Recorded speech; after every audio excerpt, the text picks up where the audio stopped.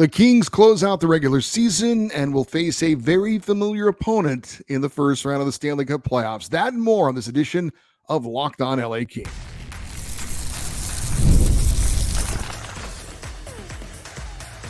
You are Locked On Kings, your daily podcast on the Los Angeles Kings, part of the Locked On Podcast Network, your team every day. Hey, Kings fans, welcome to Locked On LA Kings, part of the Locked On Podcast Network, your team every day. Thanks for making Locked On LA Kings your first listen every day. We are free and available wherever you get your podcasts. We'd love you to leave us a positive comment on Apple Podcasts if you're a fan of the show. And we are on YouTube. Please like and subscribe if you're enjoying this content. I'm Eddie Garcia, your host of Locked On LA Kings. I've worked in sports media for the past 30 years, 20 plus years at the Fox Sports Radio Network. I'm also host of the Puck Podcast, a weekly NHL review show that's been putting out content for the past 17 years, and a passionate LA Kings fan for over 30 years. Today's episode is brought to you by Monopoly Go, the mobile hit twist on the classic Monopoly game. Join your friends and download Monopoly Go now free on the App Store or Google Play. The LA Kings played their final game of the regular season. It was a memorable one. We're going to have a quick look back. We'll also tell you about the Kings and who they're going to be taking on in the first round of the playoffs. It's a team you know very well.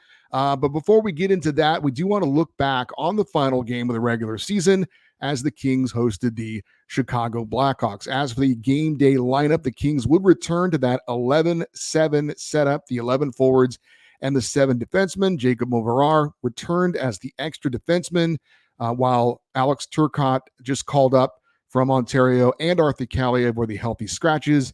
You did have Quentin Byfield and P.L. Dubois playing on the fourth line. Alex Laferriere was moved up to the top line, and Cam Talbot would be in net against the Chicago Blackhawks. As for the game, if you missed it, you certainly missed an interesting one.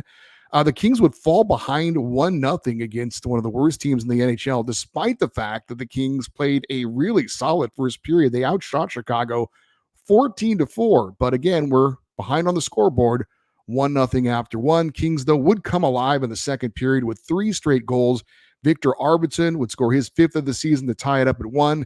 Philip Deneau and Trevor Moore with the assists. Quentin Byfield would snap his goal drought, hit the 20-goal mark on the season to make it 2-1. Philip Deneau and Jordan Spence with the assists. And LA would make it 3-1 on Trevor Moore's team-leading 31st goal of the season. Victor Arvidsson and Philip Deneau with the assist. However, the Blackhawks would not quit and stormed back in the third period with 3 straight goals. And suddenly, the Kings found themselves down 4-3 with about 12 and a half minutes to play. The clock was winding down. It wasn't looking good. The Kings only needed a tie in this one, basically force overtime or regulation to have the third spot in the Pacific Division. Fortunately, the Kings would get a little bit lucky and would cash in on their opportunity. Late in the third period, Kings pull the goalie, and then it would be Chicago getting called for a delay of game penalty for putting the puck over the glass. That gave the Kings a 6-on-4 power play, and they would take advantage, scoring late. Victor Arvidsson, 2nd of the game, 6th of the season, to tie it up at 4-4. And with that, regulation would end. The Kings basically got the point they needed because Vegas would lose to the Anaheim Ducks. And then we would have Quentin Byfield, by the way, and Adrian Kempe assisting on the Victor Arvidsson goal, the big goal. And then it was almost an afterthought, but Adrian Kempe scored just 6 seconds into overtime to end the game. Kings pull out the 5-4 overtime win, 28th of the year for Adrian Kempe, unassisted. And the Kings get the win. As far as the game stats in this one, mentioned the Kings win at 5-4 in overtime. Shots on goal favored the Kings 35-13. Power play, Kings were 2 for 4. Chicago was 1 for 1. Faceoffs favored the Kings 30-17. Block shots favored Chicago 13-7. Hits favored Chicago 21-13. Well, one word to describe the Kings 5-4 overtime win over the Blackhawks. I would say the one word that I wanted to use to describe this game changed several times as the game went along. But in the end, I think I got to go with chaotic. Chaotic is defined as in a state of complete confusion and disorder. And you were probably a bit confused by the disorder in this game at times. The Kings, Again, far and away the better team in the first period, but they were trailing 1-0. They have a huge third period with 3 straight goals. Looks like the game is wrapped up pretty much at that point. A Chicago team that's one of the worst road team in the NHL. Figure they're going to pack it in the third period. That didn't happen. They stormed back with the 3 straight goals. Then suddenly LA is trailing and in real danger of losing their final regular season game against a terrible team. But they get the opportunity. They cash in on it, win it in overtime, and take the victory. Again, chaotic, I think, is the word to describe that win over Chicago. As for the 3 stars of the game, and I do want to give an honorable mention to Adrian Kempe with a goal and an assist. Beautiful game winner by Kempe in overtime. Circumstances were different. We'd probably be thinking about that goal in a different way, but a beautiful goal by him. And Trevor Moore had a goal and assist and leads the team in goals for the first time in his career.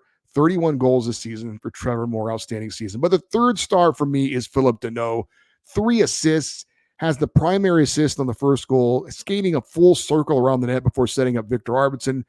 Then he had a beautiful tic-tac-toe passing play with the nice line, Trevor Moore finishing it off to Victor Arvidsson, who scores. For Danault, his 4th 3-point game this season, which leads the team. And the nice line of Danault, Moore, and Arvidsson combining for 3 goals and 5 assists for 8 points on the night. That line is going to be very important in the playoffs to be one of the top lines, if not the top line, night in, night out for the Kings and score some big goals as necessary. So Phillip Danault is my number 3 star. My number 2 star is Quinton Byfield with a goal and an assist scored on the power play. Obviously, a huge goal for Q personally as he gets his 20th of the year, snaps a 19-game goalless streak, and also helped to earn a little cash with that. He had some incentives to get to 20 goals on the year. I think he made over $200,000 because of hitting the 20 goal mark. So good all the way around for Q to get that big goal. He is the first Kings skater age 21 or younger to score 20 goals in a season since Andrei Kopitar did it back in 2008, 2009.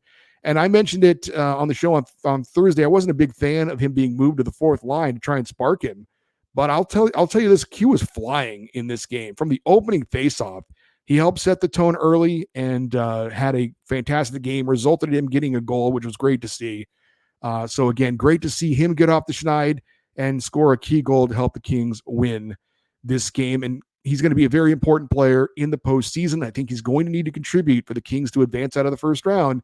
So good to see him get that goal, have a little confidence going into the postseason. But my number 1 star is Victor Arvidsson with his 2 goals and 1 assist. Goals 5 and 6 on the season, 3.9 for him. That gives him 15 points in 18 games this season since coming back from the back surgery. Talked about how important he was going to be when he returned, and he certainly has turned out to be exactly what the Kings needed. They're certainly a much more dangerous team with him in the lineup, and great to have him going forward into the playoffs. They're going to need Victor Arvidsson to keep producing, and so far he has definitely provided them a spark, and that big goal to get the tying goal and force it into overtime obviously was huge as well. As far as some positive takeaways from this game, talked about getting off to a good start, talked about getting some power play goals. The Kings certainly did that in this game. They're going to have to do that, I think, going forward. I think that's one of the keys for the Kings, getting off to good starts, hopefully getting a first goal, and at least being even in the special teams battle, if not winning the special teams battle, is going to be big for them going forward. I talked about the Quinton Byfield getting a goal. I thought that was a huge positive for the Kings. The power play getting 2 goals in this game. And then just, getting a clutch goal in a clutch situation. And yes, it was against the Blackhawks. Certainly, I understand that. But the Kings have had opportunities at times, but haven't converted on them. Again, they get the power play late. They pull the goalie. They got to have a goal. They get the goal in a key moment. So that was big to see the Kings come up big in a big moment when the opportunity presented itself. Negatives, obviously, you're allowing 3 straight goals in the third period against the team that fall behind, and not a good team at that. That's not a great situation. That was bad. The Blackhawks' first goal, Lucas Reichel splits the 2 defenders, goes right down the ice and scores on a breakaway. He was on the ice against Andreas Englund and Jacob Moverar. And if we're going to play that 11-7 setup with the 7 defensemen, how about we not have Englund and Moverar on the ice at the same time? Can you imagine Connor McDavid going over the boards after we ice the puck and you've got Moverar and Englund out there? Let's try to not have that happen in the playoffs. And Cam Talbot allowed 4 goals on just 13 shots. The save percentage, 692. That's awful. Now, 2 of the goals I thought were soft goals. 2 of them were not. One was a breakaway. One was a deflection. But clearly, he's going to have to be better than 4 goals allowed on 13 shots. That's for sure. There were certainly some things that didn't go all right for the Kings. Certainly some things that did go right. In the end, though, they get the win. And that was what was important because of who they will now match up with in the playoffs. And the Kings got some help from the Ducks. They did. We'll talk about that next. You're on Locked On LA Kings, your team every day. Hey, Policygenius is the country's leading online insurance marketplace. It helps you save time and money so you can provide for your family with a financial safety net starting today. With Policygenius, you can find life insurance policies that start at just $290 per year for $1 million of coverage. Some options offer same-day approval and avoid unnecessary medical exams. Life insurance may not be something that you're thinking about, but you should, because you never know what can happen in life. Be responsible and be ready. Policygenius helps you compare your options from top companies, and their team of licensed experts is on hand to help you talk you through it. Your work life insurance policy may not offer enough protection for your family's needs, and even worse, it may not come with you if you leave your job. Policygenius gives you unbiased advice from a licensed expert support team. They have no incentive to recommend one insurer over another, so you can trust their guidance. They have thousands of 5-star reviews on Google and Trustpilot from customers who found the best fit for their needs. Check life insurance off your to-do list in no time with Policygenius. Head to policygenius.com/lockedonnhl or click on the link in the description and get your free life insurance quotes and see how much you could save. That's policygenius.com/lockedonnhl.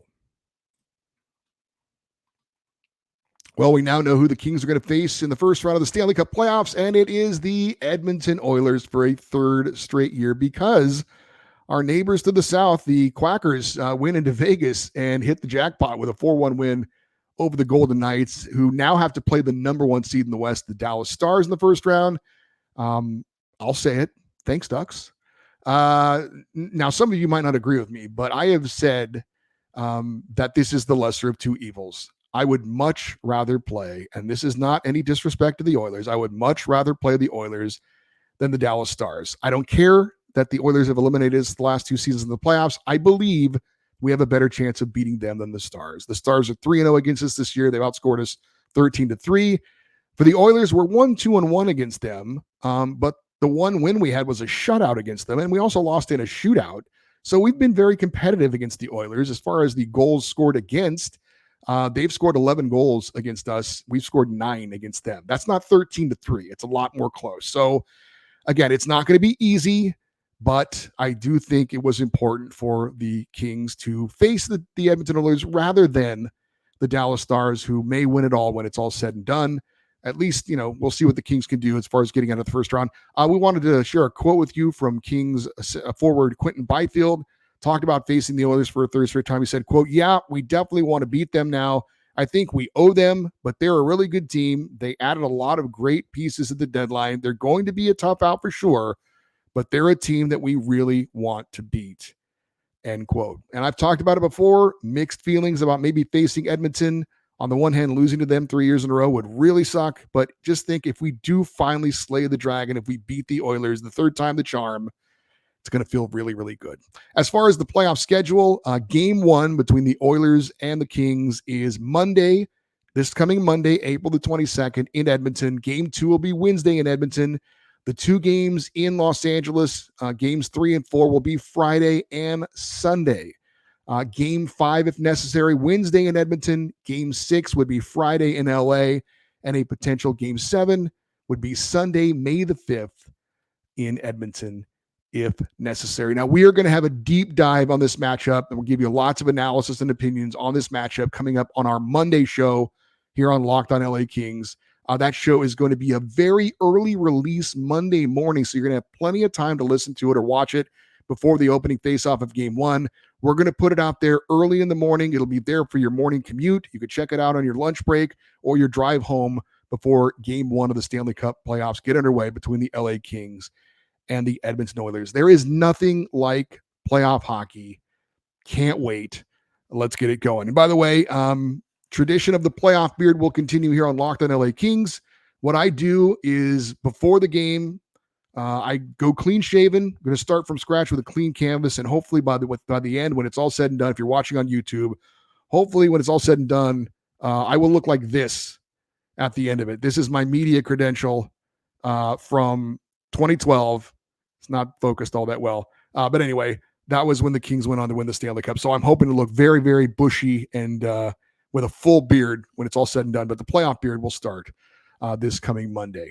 All right, Kings fans, it is a Kings fan feedback Friday. We've got a lot of emails. I want to try and get them all. I will read them in the order in which they were received. I did have to do some editing. I couldn't read a lot of them in their entirety, but I want to get all the emails in. I hope you'll understand with that. Our first email comes from Jason Fernley. It's from Jason. He's in Fernley, Nevada. He says, are you worried at all about the dip in production from Quinton Byfield? First half to second half has been a big difference. Not that he's been playing poorly, but his production has definitely dipped significantly. Go Kings, go. And we've got several emails about this subject. So hopefully the goal by Q in the Chicago game helps all of us and him, and it's most especially feel a little bit better, getting off the schneid, breaking that slump, and hopefully getting him confident going into the postseason. So to answer your question, Jason, was I worried? I was a bit worried about Quinton Byfield, but getting that goal, I think, is really huge for him and his confidence and him going forward, because I really do think he's going to have to score a few goals in that series against Edmonton for the Kings to advance. This came from David in Las Vegas. We have back-to-back Nevada emails. He says, will Brandt Clarke be eligible for Rookie of the Year next year, or did he play too many games this year? With Byfield struggling again, do you think that he has regressed to last year's form, or is it just bad luck? How do you think this will affect the length and figure of his next contract? And any chance we can trade or buy out PLD before his trade restrictions kick in this summer, especially if he underperforms this postseason? He says, finally, I hear a lot of fans say they don't want to face Edmonton again this year, but I don't feel that way. I would rather face the Oilers and stay clear of the Stars in the early rounds. Well, you got your wish there, David. Answer your questions. Brandt Clarke is eligible to be Rookie of the Year next season. Barely. The cutoff is you cannot play more than 25 NHL games to be considered a rookie. He's played 25. So if he had played one more NHL game, he would no longer be considered a rookie, but he barely makes the cut line. So if he is a big part of the Kings lineup next year, he would be eligible for a Rookie of the Year potentially. As far as how Quinton Byfield struggles in the second half will affect any kind of contract that he's offered, I don't think it'll affect much. Obviously, when you negotiate a contract, you're going to use anything to your advantage. The organization will say, well, look at this. But in the end, Quinton Byfield, in my opinion, is the priority for the Kings this offseason. So I don't think it's going to affect it much because his numbers are what his numbers are when it's all said and done. As far as trading PLD or buying him out, I mean, a lot depends on who the GM's going to be. I mean, maybe it's not Rob Blake. And if that's the case, then maybe they do hit the eject button, because obviously that wasn't, if the new GM comes in, this is not a guy he acquired. So is there a chance? Yes, I would say there is a chance that they could trade or buy out PLD. But again, it depends on who the GM would be. This comes from Ed in Temecula, and Ed had said that he was quitting the show after I had called for Todd McClellan's firing. So I don't know if Ed has come back or maybe he never left, but Ed has this to say, and this was after the win over the Ducks and then the loss to the Wild. He says, you see, it doesn't matter the head coach's name, McClellan or Hiller. You lobby to get one coach fired, but it is the millionaires playing the game, losing to the Ducks and the Wild. They actually beat the Ducks because they do not care enough to work smarter and harder in effort. Year after year, it's the same thing. Kopitar, a leader. Oh, yeah, Hall of Famer, etc. Do you know in his whole career, I have not seen him get into one fight. Of course, I have not seen all games over his 18 years or whatever it is, but I cannot remember ever reading about a fight he was involved in. Do you think a teammate seeing a Hall of Famer fighting someone would not send a message to a teammate that he cares enough to play hard to win? So Ed may be back, but not happy with some of the things going on with the Kings. Look, I mean, the Kings certainly, I think they've been better under Jim Hiller, and I think he's done some pretty good things. The record speaks for itself. Whether he's going to be back next year or not depends on what they do in the playoffs. So, there's criticism of the Kings this year at times. There's no doubt about it. But in the end, they did finish with 99 points and they finished in third in the Pacific, which is really where I had them finishing going in. So I don't know. It was an up and down season. There's no doubt about it.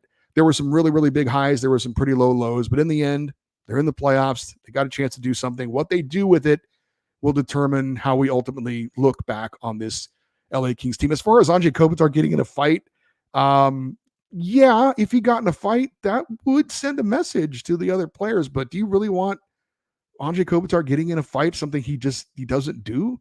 And I don't think it's a lack of, I don't think that should be a criticism that Anze Kopitar doesn't fight, and you're insinuating that he doesn't care or he's not passionate. Look, everyone in that room, I promise you, respects the hell out of Anze Kopitar. He doesn't have to fight to have the respect of his teammates. We've got more emails to get to. We'll do that here next on Locked On LA Kings, your team every day. I have to admit, I definitely have a competitive side. We all do. And my competitive side enjoys playing Monopoly Go. I'm sure you've heard of it. It has been downloaded over 150 million times. It's a great twist on Monopoly, where you play on not one, but hundreds of Monopoly boards in crazy locations, building up amazing cities that bring you big money. But the best part is messing with your friends. I can charge them rent on my iconic properties, just like classic Monopoly, but now I can also rob their vaults of riches for myself. And the leaderboards show me who the biggest Monopoly tycoon is. You can team up with friends and people all around the world in time tournaments to earn huge rewards. So get in on the game and join your friends. Download Monopoly Go, now free on the App Store or Google Play. The LA Kings face the Edmonton Oilers Monday, 7 p.m. Pacific time in the opening game of the Stanley Cup Playoffs for the Kings. Catch every moment of the hometown broadcast of your LA Kings with SiriusXM on the SXM app. Just search LA Kings. Our next email also comes from someone who was formerly in Temecula, now in Salt Lake City, and that would be Kyle. He says, I look forward to supporting the relocation of the Coyotes, unless the Kings are in the building, of course. Just writing in as the season is coming to an end after catching new episodes of the podcast every day. I've been a relatively casual Kings fan, thanks to my dad, for several years. But after catching a game in LA late last season, I've been following more closely as the Kings have played this season. And I wanted to send in a quick note to compliment your work on what you do on the podcast. Your show has helped me follow along with the team throughout the season and helped me to get a good perspective on things. And sharing your podcast with my dad has helped him and I maintain a strong relationship as we share our excitement about games and stories that have been going on with the Kings. Hey, Dad, if you're listening, hello, he says. Anyway, thank you for the show, and thank you for providing some well-thought-out insight on the Kings in a concise way. I look forward to catching more episodes throughout the playoffs and into next year.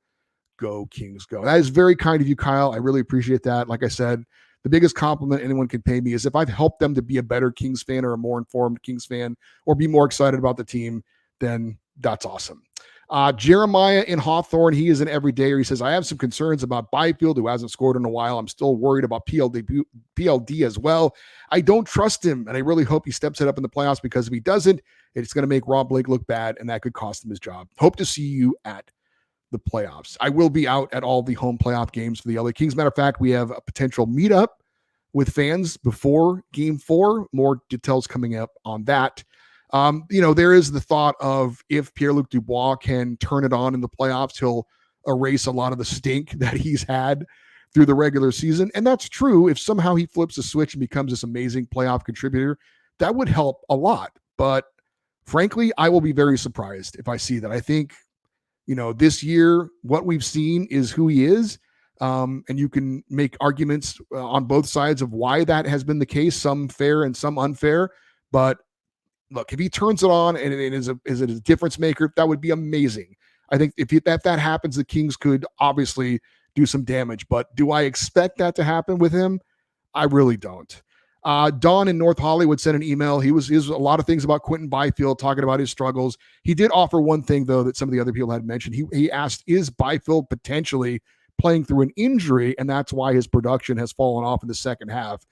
Don, I have not heard anything about any injury to Quentin Byfield. I haven't noticed anything about him favoring a certain, part of his body. I haven't seen his hands wrapped up like we saw with Anze Kopitar earlier in the year. So if Q is battling through an injury, and that's possible, and it's possible it could affect his performance late in the season, We'll find out about it at the end of the year. But as far as I know, Quentin Byfield, as far as I know, is not battling any kind of an injury.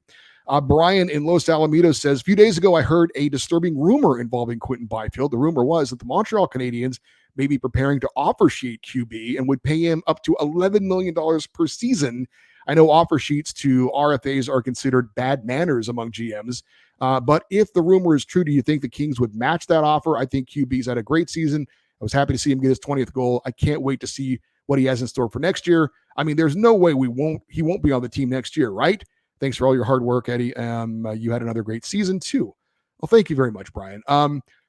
The first of all, I looked into Montreal has 18 players under contract for next season, which is a ton. They also spent to the cap this year for a rebuilding team that didn't play well. That's pretty amazing. So I don't see any way they could offer Quentin Byfield a big offer sheet. And $11 million for Quentin Byfield. Look, I love Q. He's made great strides. I think he's going to be a star one day, but he's not there yet. You look at the highest paid players in the NHL. Nathan McKinnon and Connor McDavid made $12.5 million. Those are the top of the top. And they're going to offer Quentin Byfield $11 million. There's no way. There's no way that's going to happen. So no, I don't believe it. I specifically don't believe it. Montreal would do it. And look, the Kings, like I said, the Kings' top priority this offseason is Quentin Byfield being under contract. So this one comes from Noah, formerly Vietnam, now back in SoCal. Remember he said last week, bring on the Oilers. He says, well, I got the first part of my wish. Now the Kings need to step up and make the second part come true, which is beating the Oilers in the playoffs. The Kings are better and healthier this time around. Their PK has improved a lot. With that said, a good power play like Tampa Bay's or Edmonton's could find some seams through the passes like we saw with the Kings' last games versus those two teams.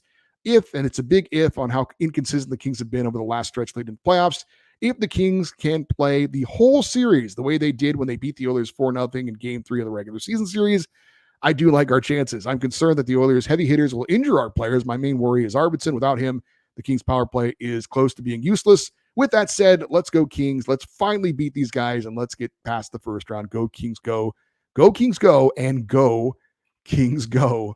That was from our guy Noah, who's keeping an optimistic view of facing the Oilers. Let's try and squeeze in another one. This is from Gary. He is in Idaho, and Gary, that was a cool photo of the Wayne Gretzky puck from the first year at Staples Center. He says, I think last night's game against the Blackhawks was a great example of the Kings season. They looked great for the first half of the game, had a horrible first half of the third period, and then rallied to win the game. I think the keys to the playoffs are Pierre-Luc Dubois, Quentin Byfield, and Cam Talbot. Talbot, if he plays like he did the last two games, it'll be a short series and the quick exit for the Kings. If Byfield has the energy and quickness he had last night, he'll be a difference maker. And Pierre-Luc Dubois, I saw some dominant shifts from him this year. If he can be consistent with that, he will be a difference maker. I have really enjoyed the show this year with you as host. You made me an everydayer. Go Kings, go. Thank you very much, Gary. Appreciate that. And yes, Quentin Byfield, Pierre-Luc Dubois, Cam Talbot, all will be key players going forward in the series against the Oilers. We've got this from Edwin and Bray. He says, I was at the last game last night. Third period is like our season. Great. Started great, then awful, then good enough to make the playoffs. A win's a win. Kings came through, got themselves a more favorable opponent against the Edmonton Oilers. I will say, if we play like we did recently, we will be done fast against the Oilers. Cam Talbot hasn't had a nice season, however, the last couple of games, and he looks like Father Time has caught up with him. I know Rittich is the backup. However, I have a gut feeling about him that he could have a huge Cinderella run. Also, to me, it feels different because this go around, we have a huge underdog, or we are a huge underdog. Not many people are giving us a chance since the Oilers are more talented this year. I said for the Kings to have a successful season, I wanted one more crack at McDavid to get that monkey off our back. I got it. Go Kings, go always. That's all the time we have. There was two more emails I didn't get to. So Jesse Garcia, my cousin in Visalia, and Juan Sanchez. I will answer your emails individually by responding to your emails, but sorry, we don't have time to read your emails on this week's show. Thank you to everyone who took the time to email. Really appreciate it. I do want to quickly say, and I'll mention this going forward, but Game 4 is Sunday in LA. Was thinking about having a Locked on LA Kings meetup at the Yard House before the game. So if you're interested in that, let me know. That'll do it for today's show for you everydayers. Those of you that listen and watch Locked on LA Kings every day. Coming up on Monday, we'll have an in-depth preview and analysis of Game 1, Kings Oilers. That show going to be released very early Monday morning, so you can definitely check that out well in advance. of the opening faceoff, Kings Oilers game 1 of the Stanley Cup Playoffs. Also, love you to stay interactive with the show, following us on Twitter, Instagram. We are at Locked On LA Kings. I'm Eddie Garcia. Thank you as always for listening and watching this episode of Locked On LA Kings, part of the Locked On Podcast Network, your team every day. Have a great weekend. We'll talk to you on Monday. And as always, go Kings go.